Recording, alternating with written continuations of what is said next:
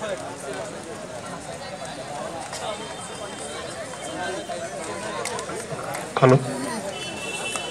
आजच्या या कार्यक्रमासाठी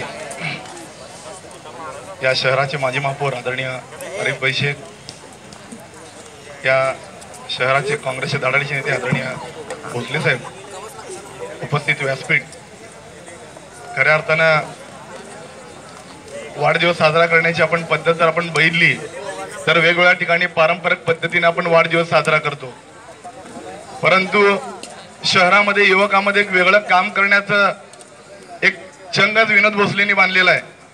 कारण गेल्या अनेक वर्षापासून आपण बघतोय की सोलापूर शहरामध्ये वेगवेगळ्या स्पर्धा, दर्जेदार स्पर्धा भरवण्याचं काम ते करतायत.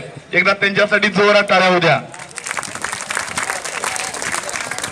निश्चितपणे मागच्या वर्षी जर आपण बघितलं तर बेसबॉलच्या स्पर्धा असतील, या वर्षी जर आपण बघितलं तर पेंटाक्यू सारख्या स्पर्धा असतील. ज्या वेळेला पहिल्यांदा कळलं की पेंटाक्यू सारख्या स्पर्धा या शहरामध्ये होत आहेत, अनेकांना कळलंच नाही की कुठल्या प्रकारच्या स्पर्धा आहेत.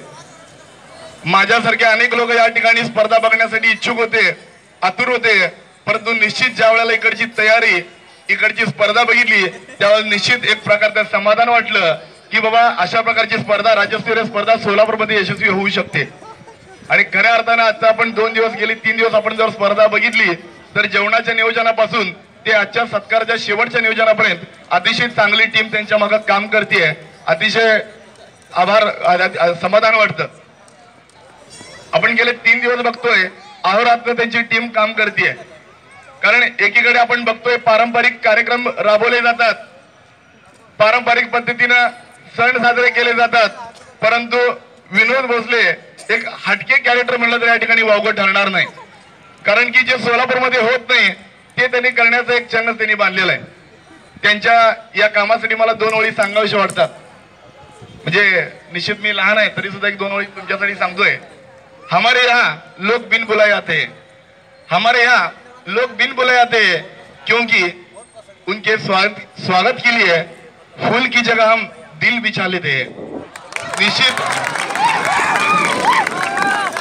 निश्चित अशा प्रकारचा त्यांचा स्वभाव असल्यामुळं आजच्या या सगळ्या कार्यक्रम त्यांनी यशस्वी केला. आजचा हा कार्यक्रम अतिशय चांगल्या पद्धतीने राबवला, याबद्दल सगळ्या टीमचा आभार, त्यांचे सुद्धा आभार. मला बोलायला संधी दिली त्याबद्दल आभार. एक छोटासा सत्कार या ठिकाणी राहिलेला आहे, ज्यांनी या कार्यक्रमाचं अतिशय चांगलं सूत्रसंचालन केलेलं आहे, असे तालुका काँग्रेसचे अध्यक्ष